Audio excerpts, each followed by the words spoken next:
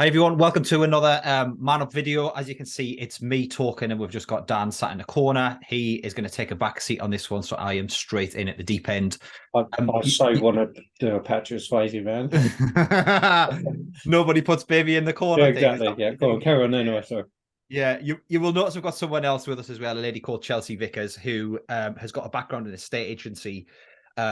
She's got some really valuable insight that we wanted to share with you today. And Dan, you kind of gave us a little bit of a steer on this about like renting and in the rental market, like one of the first things to go when you get in financial difficulty is to stop paying the rent.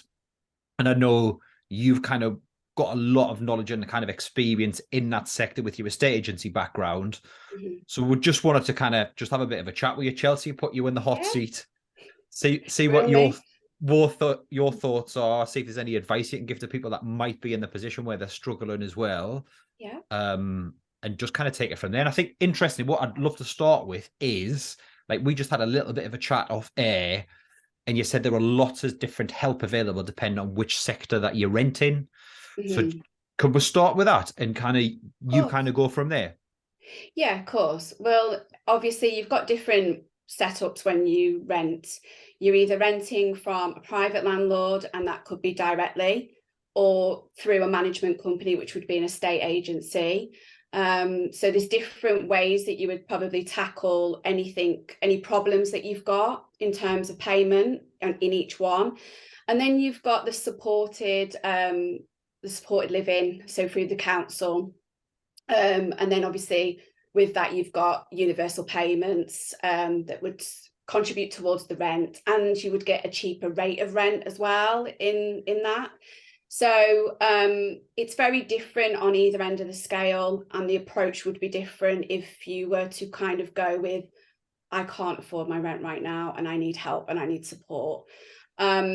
Citizens advice is always the main told go-to, especially if you need any further help in, I guess, communicating what you want. If you're not great at the negotiation bit, if you don't feel comfortable, I guess citizens advice is a good intermediary to kind of do that through. But it's it can be a lengthy process, and it's probably just not.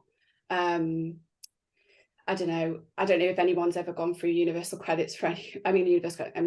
Through citizen advice for anything. It's always kind of like, oh yeah, we'll take this, and then we'll put you through to a different department. We'll get them to call you back, and then we'll do this, and then it's a long drawn out process. And I find that usually it's better to do it if you can, if you've got the mindset, and if you can, just have that open conversation directly, either to your landlord, to your management company, the estate agency, or to the council directly, because 9 times out of 10 they understand, but they're not mind readers. So you have to kind of tell them really what's going on in your situation and what you could potentially pay in the meantime whilst you're riding out a rough period of time. So yeah.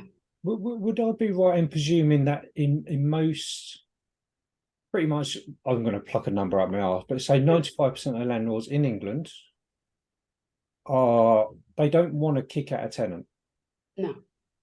because it costs money to get new ones, doesn't it? Yes, yeah. So it's not just it's not money, it's also the time, the energy, the effort, it's everything involved. Because there's a void period when you've got one out, it's then you've got to then find the next tenant, and they've got to go through a referencing period. It's then they've got to cover costs on the property whilst there's no tenant in there. But also, not just that, I found that a lot of landlords, when they've got a good tenant, they want to keep them, they want to do any best foot forward to try and keep them and retain them, because equally finding a good tenant is hard for a lot of landlords. So, Right. they like to, it's like a working effort, really. They like to work with, 9 times out of 10, they like to work with the tenants. They're not really against them. Yeah. So yeah, as much as you can. The better end of the stick is having direct access to the landlord, because the people at the end of the day, they understand. When you've got to go through an estate agency, I mean, estate agents will kick me. But you know, when you've got a management company, we're so volume driven, you can become just another one in the system as such. It takes away the personal element. Yeah. And we just then go by the rule book. You know, it's, you've got this amount of time to make payment. If you don't, then we issue this, and this is the next process, and blah, blah, blah, blah. We can hold things off, but it's all then got to be geared back to the landlord. The landlord has to say, yeah, I'm comfortable with that. Put a hold on the payments for the next 2 to 3 months, whatever that looks like. Then we'll readdress it. We'll get a payment plan in place. I'm happy with that. The management company is really just that intermediary process between tenant and landlord.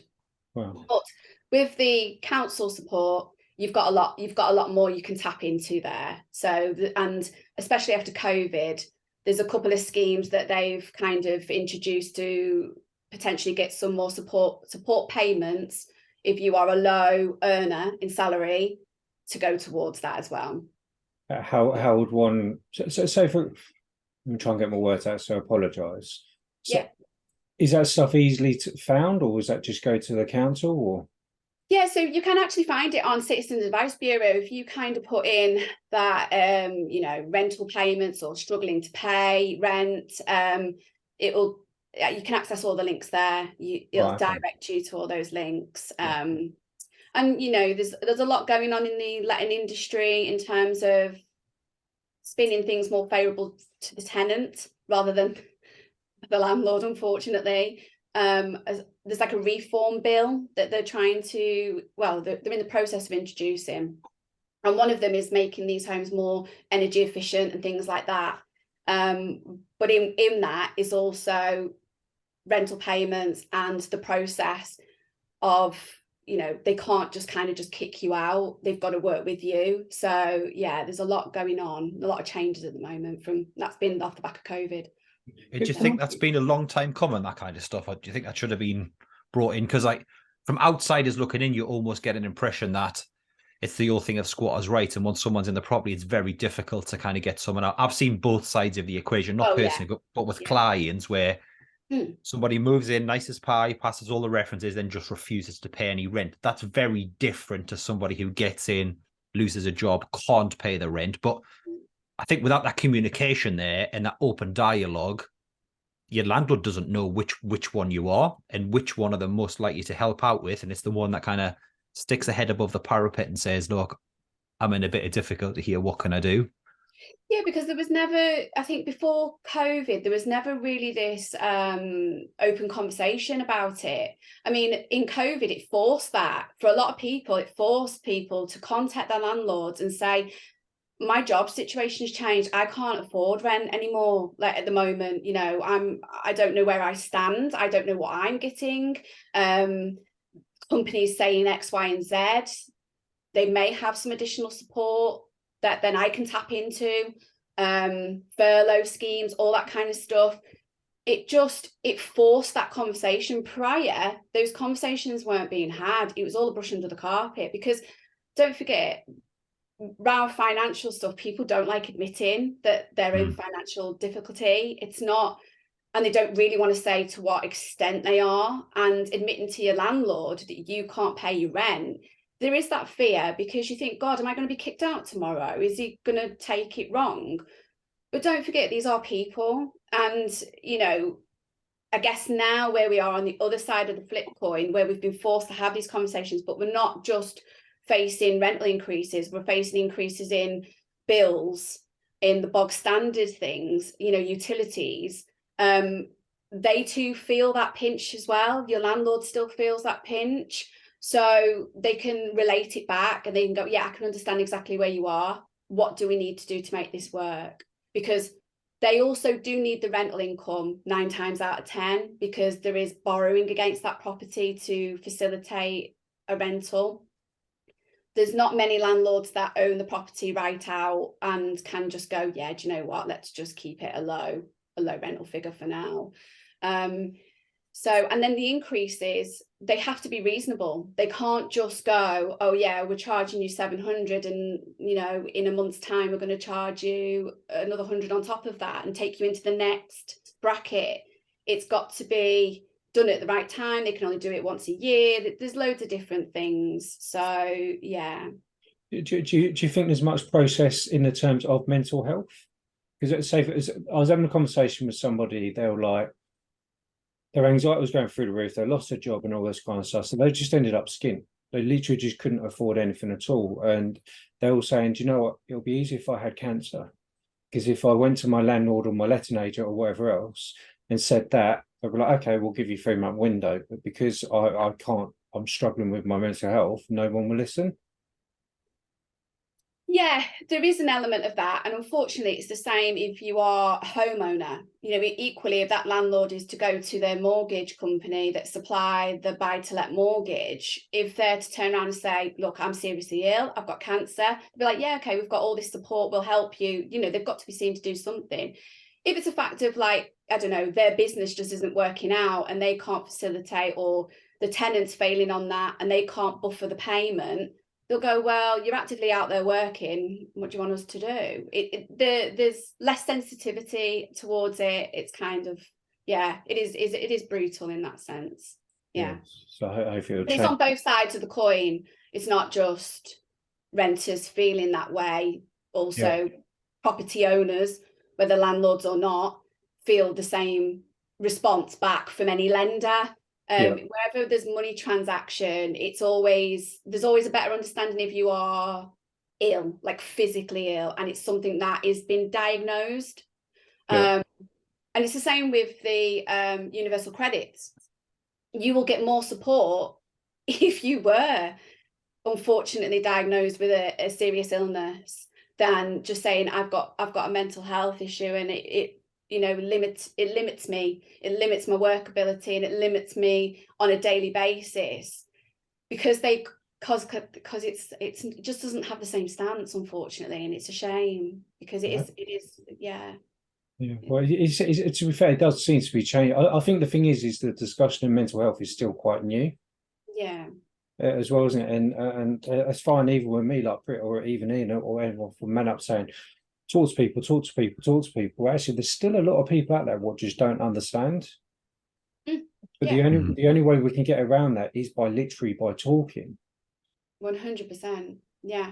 And it affects so many people. That's the thing, Dan. And like, it's not something that just affects 1 every 100 people. This is stuff that we'll all go through at some point in our life, to have mental health challenges, difficulties, anxiety, depression, that we all kind of experience it in various different scales. And I think that's exactly why we do what we do, to talk about this stuff and to kind of say that, look, we need to kind of champion this and push that voice and push that conversation further. And I think you've kind of hit some great points there, Chelsea. Like, understand landlords have got like businesses to run, they've got bills to pay, maybe they've got things to do, but like, certainly when I had talked to people around this stuff, I'm like, well, what happens if you can't get a tenant that doesn't pay your rent? What do you do? What impact does that have on you? Because everyone talks about I've got 25 properties and I'm making 15 grand a month. No one talks about the dark side of this. And actually, if 4 of those tenants move out and you can't pay your rent, then you're in a real different scenario then. And I think that's a voice that needs to kind of come out a little bit more. And I think what you said is absolutely spot on. I am hoping that the playing field gets a little bit more even, because I do think that as these new stipulations come in, it is going to like get rid of those rogue landlords. And you do have them. You have them that they don't care, that it's the bottom line, it's the money. I just want the money, and that is what I'm only concentrated on. You do get them, but all the new regulations that they're going to have to abide to, they won't want to support it. They won't want to make these additional payments that they're going to have to make. They won't want to feel so constrained. So it will dwindle those out, and we should get a better flow of, landlords that have bigger portfolios, have a better setup and can support the tenant better. And they've got more coverage to fill void gaps in rent. And that dwindles down, and then with better conditioned properties, hopefully then we've got, tenants are in a better position again, because they're not paying high rates on the gas to the electric just to heat the home, living in damp conditions where it's affecting your health physically, not just mentally. And we all know our home is the base, and you know, it has a lot on your mindset as well. If you're living in poor conditions, it's going to have an effect mentally as well. So it's twofold. There's a lot. Yeah. Do you think part of the challenge is also that actually we almost see renting in this property as like a substandard way of living, when you kind of look on the continent, and I'll use an example. I was chatting to a couple like earlier this week who from Romania, like if they buy a house out in Romania, the property ownership percentage is really low anyway, but they buy a property and they're in there for the rest of their life. Their kids will probably inherit it. Their kids will probably inherit it. Whereas there's a massive amount of pressure, it feels like anyway, to get on the property ladder and go from a 1-bedroom to a 2-bedroom to a 3 to a 4 to a 5 and just kind of keep going. I think, like personally, I think that has a massive impact on the availability of houses for a start. And like people that rent are almost kind of made to feel like, well, you're wasting your life by doing it. I think that's fundamentally wrong. Yeah, there has been that stigma, especially in the UK, because they always treat that, it's very old school. It's like land is king. Like if you've got some part of ownership and don't forget a property sits on land, it's kind of like you are the king of your castle. So you know, it's always been driven that way. You should have ownership over sort of rental. But don't forget, back in the day, we stuck in our communities. We didn't go further afield. We didn't really travel like we do now. You know, there isn't this kind of international kind of fluidity. You know, oh, I'm going to go and spend 2 years in London doing this job, and then I'm going to come back maybe to my home base.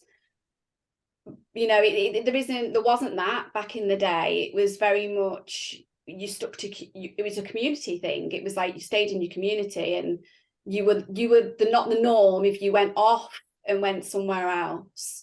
So it's changes obviously over the years. So, but the property industry here hasn't caught up with the European style or in America or whatever, where actually, you know, a lot of people prefer to rent because they just feel more freedom. They feel like I can just get up and go, and I can go and get to the next property, and I can go and do whatever. And I actually haven't got the cost of all this maintenance either. You know, that's on the landlord. So yeah, it's different mindset here, very much. I agree. You just highlighted something. There was just another conversation I was having with somebody. They were saying that they didn't, their landlord, what was it? They got in a bit of a ruckus because they didn't want to pay the rent because they wouldn't fix the boiler, so they couldn't heat the house. And then I think they ended up giving up because they were like, it's just literally messed with my head so much. I just can't speak to that person. Am I right? Yeah. Tenants are actually protected against that kind of thing, aren't they? Yeah, so there wasn't really a lot of protection against the tenant in this sort of instance. I understand why tenants want to do it. I mean, I have to admit, I've done it at times because you feel like it's the only leverage you've got to kind of get the work done. Ultimately, it backfires on you because the government are always going, you know, if it goes to court, the court's going to go, well, actually, your contracted agreement is that you make this payment. Yeah. However, over the years, and especially now today, it's changed. There's new legislation in place. They have to make sure that your basic amenities are working order for health and safety. So anything with a gas boiler, it has to be all regged, up to date, gas checked, and it all has to be functioning, working in, so that you've got, like you said, the flow of hot water, because that is a basic need. And also now there is stipulation it has to be done in a reasonable amount, like fixed in a reasonable amount of time. It can't be going over. It's got to be sort of, you know, what they deem as reasonable time response. Am I right in presuming actually a lot of those rogue landlords are actually dying off now anyway? Yeah, because at the end of the day, the way things are in the property market, the purchase level of the property is higher. Yeah. So what happens is if they're buying high, I know the rentals come up, but it hasn't come up to a point where the profit margins are there.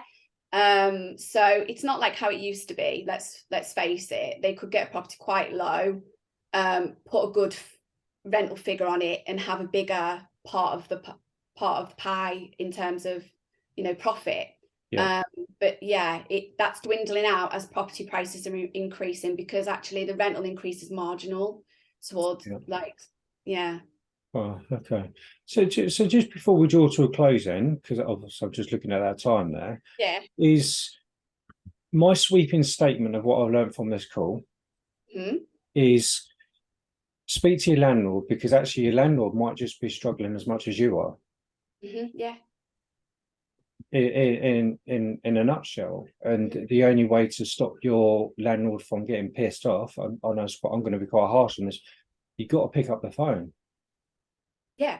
And if you can't do it, ask someone on your behalf, ask a friend, ask a family member, ask somebody, just say, look, I'm in this predicament. Can you please just call my landlord? I don't feel ready to have this conversation, but I want to address it. I want him to know, or her, that, you know, I'm struggling financially, and can we work something out? Because, you know, I don't want to lose living here.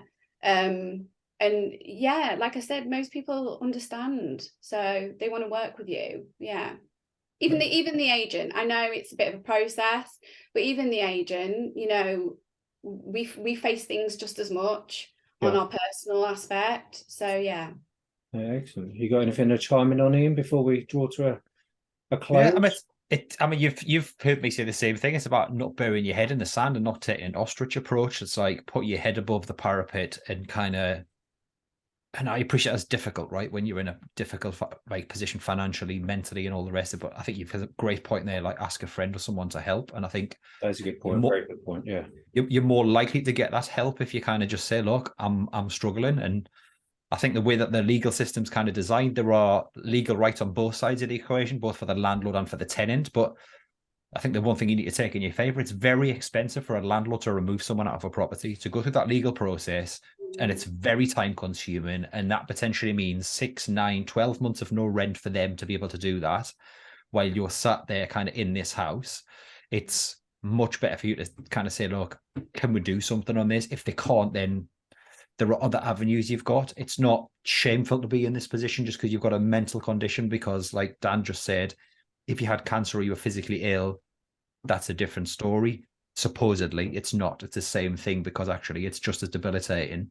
But it's about sticking your hand up and saying, I need some help. What can I do? And that's what kind of the work that we do. And some of those amazing charities, like you said, Citizens Advice, do the same thing. Yeah, and there's also, just to mention before we go, because I've seen it, there are a lot of Facebook groups, and they are great, because I'm actually like in some of them, and it is that conversation between tenant, landlord, agent. So people will post up, oh, I've got this issue with this, what would be the next port of call, what should I do?